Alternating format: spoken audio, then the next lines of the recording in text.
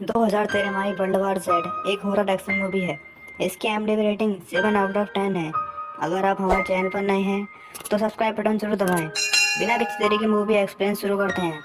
Movie की शुरुआत में हम एक फैमिली को देखते हैं जिनमें हस्बैंड का नाम गैरी लेन, उसके साथी, उसकी वाइफ और दो बेटियां होती हैं। गैरी बेसिकली एक रिटायर CIA ऑफिसर है।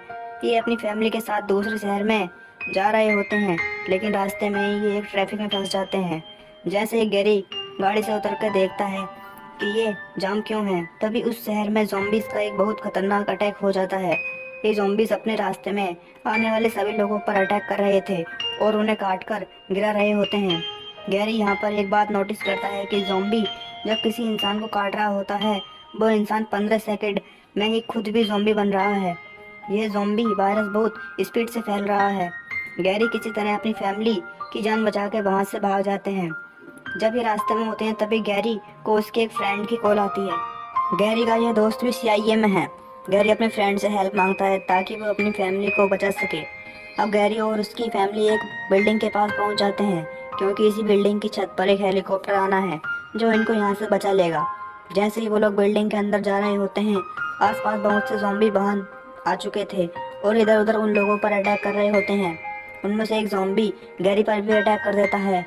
इसी बीच गैरी को मारने ही वाला होता है। उसी वक्त उस फ्लैट में रहने वाले बच्चा आता है और उस ज़ॉम्बी को मार देता है। ज़ॉम्बी के मरते मरते उसका ब्लड गैरी के मुंह में चला जाता है, जिसकी वजह से गैरी को लगता है कि वो भी ज़ॉम्बी बन जाएगा। इसलिए गैरी उस बिल्डिंग की छत पर चला जाता है और खुद को मारने की कोशिश करता है क्योंकि वो सुसाइड करना चाहता है, क्योंकि वो नहीं चाहता कि वो भी ज़ॉम्बी बने, जिससे वो अपनी फैमिली और बाकी लोगों को इंजेक्ट ना करे। लेकिन 15 सेकंड से ज़्यादा टाइम हो जाता है और वो ज़ॉम्बी नहीं बनता।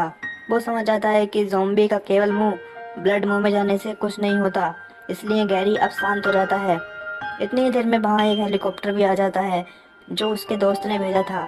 हेलीकॉप्टर में बैठे सोल्जर्स गैरी और उसकी फैमिली को बचाकर उसे एक सेफ जगह ले जाते हैं। यहाँ पर गैरी अपने उस फ्रेंड से ही मिलता है जिसने उसकी हेल्प की है। उसका फ्रेंड बताता है कि ये इन्फेक्शन तकरीबन हर जगह फैल चुका है। तमाम देशों में तमाम कंट्री इसे रोकने की कोशिश कर रहे हैं, लेकिन यह वायरस रुकने का नाम ही नहीं ले रहा। लोगों को खाने पीने की तकलीफें हो रही हैं। सब कंट्री की हालत ख़राब है, जिसकी वजह से एयरपोर्ट, रेलवे और रोड्स बंद हैं। उसका दोस्त बताता है कि तुम्हें डॉक्टर फास्टबैक से मिलना होगा क्योंकि ये काफ़ी टाइम से ज़ोंबी वायरस पर रिसर्च कर रहे हैं और ये यकीनन एक वायरस का कोई ना कोई सॉल्यूशन निकाल लेंगे। अलावा यही बताया जाता है कि ये वायरस कोरिया में फैला था और हमें उसके बारे में जानकारी भी मिली थी। इसके बाद हमने उनसे कांटेक्ट करने की कोशिश की, लेकिन कोई फ़ायदा नहीं हुआ। अगर हमें यह पता चल जाए कि ये वायरस स्टार्ट कैसे हुआ, इसकी शुरुआत कैसे हुई, तो शायद हम इस वायरस को रोक सकें, इसकी कोई वैक्सीन बना सकें। इसलिए इस बात का पता लगाने के लिए हम तुम्हारे साथ डॉक्टर फास्टबैक को भेजने वाले हैं। अब गैरी अपनी टीम और डॉक्टर के साथ कोरी जाने के लिए रेडी हो जाता है। जैसे ही ये लोग कोरिया पहुंचते हैं, इन पर इन्फेक्टेड ज़ॉम्बीज़ अटैक कर देते हैं।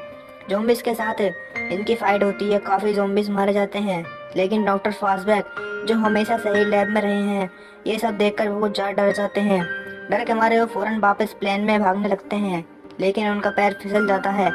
एक्सीडेंटली उनके हाथ में मौजूद गन से फायर हो जाता है और इसी गोली से उनके लग जाती है और इनकी डेथ हो जाती है। अब डॉक्टर तो मर चुके थे। फिर गैरी अपनी टीम के साथ कोरिया के हेल्थ सेंटर में पहुंचते हैं, जहां से बेसिकली ये केस पहली दफ़ा फैला था, यानी जहां से ज़ॉम्बी वायरस स्टार्ट हुआ था।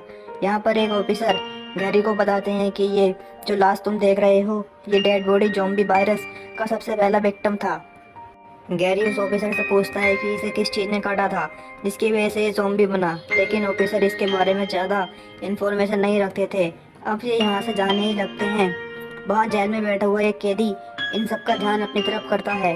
वो इनको इस कंडीशन के मुताबिक बहुत सी चीज़ें बताता है, जैसे इसराइल अपनी सरहद के चारों तरफ बहुत बड़ी दीवार क्यों बना रहा है, क्योंकि इसराइल पहले से ही जानता था कि ये अटैक होने वाला है। उसको ये खबर पहले से ही थी। इन सब के बीच इसराइल की इन्वायरमेंट हो सकती है। वो बताता है कि अगर तुम्हें और भी ज़्यादा इन्फॉर्मेशन चाहिए तो इसराइल के शहर यरूशलेम में जाकर एक आदमी से मिलो। वो तुम्हारे सारे सवालों का जवाब दे देगा, वो तुम्हारे कंसेप्ट क्लियर कर देगा। इसके बाद ये सब यरूशलेम पहुंच जाते हैं और उस आदमी से मिलते हैं, लेकिन वो गैरी को क्लियर आंसर नहीं देता। इन्हीं बातों के दौरान वहाँ के आम लोग अपना फेस्टिवल एंजॉय कर रहे होते हैं, जिसमें वो गाना गा रहे होते हैं, शोर कर रहे होते हैं। गैरी उन सबको रोकने की कोशिश करता है, क्योंकि वो जानता था जहाँ शोर होता है वहाँ ज़ॉम्बीज़ अटैक होता है। उस तरफ आने लगते हैं। वहाँ बहुत लोग होते हैं जो गैरी की बातों पर ध्यान नहीं देते। उसी वक्त बहुत से ज़ॉम्बीज़ उस दीवार की तरफ बढ़ने लगते हैं और धीरे धीरे दीवार पर चढ़ने लगते हैं।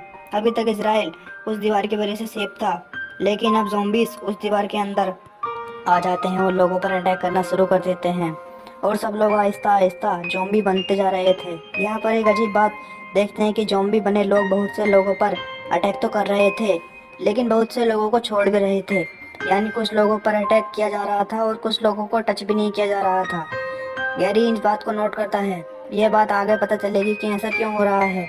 उसी टाइम वहाँ की आर्मी का एक प्लान आ जाता है। गैरी और उसकी टीम वहाँ से बचा लिया जाता है। गैरी प्लान में तो आकर बैठ चुका था, लेकिन वो अब भी परेशान था। वो देखता है कि उस प्लान के पीछे हिस्से में वायरस फैल रहा है, यानी कि कुछ इन्फेक्टेड लोग उस प्लान में भी मौजूद हैं। वो इंसानों को काट रहे हैं। ये वायरस तेजी से फैलता जा रहा है। फिर वो सब अपना सामान प्लान के बीच में दरवाजे के पास रख देते हैं, ताकि इन्फेक्टेड लोगों को ये लोग नज़र ना आए। लेकिन गलती से एक आदमी से अपना सामान गिर जाता है, जिसकी वजह से शोर होता है। और वैसे भी ज़ॉम्बी शोर की तरफ तो अट्रैक्ट होते ही हैं। सब ज़ॉम्बीज इन पर अटैक करने लगते हैं। गैरी और बाकी लोग काफ़ी बचने की कोशिश करते हैं, लेकिन एक वक्त आ जाता है जब गैरी सिचुएशन को कंट्रोल नहीं कर पाता। तब वो एक ग्रेनेड निकालकर उस प्लेन में फेंक देता है, क्योंकि ये प्लेन उड़ रहा होता है। ग्रेनेड की वजह से प्लेन में ब्लास्ट हो जाता है, जिसमें यह एरोप्लेन क्रैश हो जाता है। पूरे प्लेन क्रैश में केवल 2 ही लोग बचते हैं, जिनमें गैरी और उस लेडी ऑफिसर शामिल थी। ये दोनों काफ़ी जख्मी थे। बहुत मुश्किल से ये दोनों WHO की रिसर्च फैसिलिटी में आते हैं। यहाँ पर इन्हें फर्स्ट एड दी जाती है। WHO के डॉक्टर्स पूछने पर गैरी बताता है कि मेरे यहाँ आने का मकसद है कि मैं एक वैक्सीन हासिल कर सकूँ, ताकि इस वायरस को रोका जा सके। वो वैक्सीन बहुत ज़्यादा असरदार हो मगर जानलेवा ना हो। वो बताता है कि मैंने एक बात नोटिस की, जब ज़ॉम्बीज़ इंसानों पर अटैक करते हैं तो कुछ लोगों को छोड़ देते हैं, उन्हें बिल्कुल ही अनदेखा कर देते हैं, क्योंकि वो लोग पहले से ही किसी न किसी बीमारी से इफेक्ट थे। यानी जो लोग ज़ॉम्बी नहीं बने उन्हें पहले ही कोई ना कोई बड़ी बीमारी थी, इसलिए ज़ॉम्बी उन लोगों को छोड़ देते हैं। ज़ॉम्बी केवल हेल्दी बॉडी को ही इन्फेक्ट करते हैं, सिर्फ हेल्दी लोगों को ही काट कर अपना वो वायरस उनमें डालते हैं। ये ज़ॉम्बीज़ स्मार्ट हैं, ये पहले से ही बीमार लोगों को नुकसान नहीं पहुंचाते।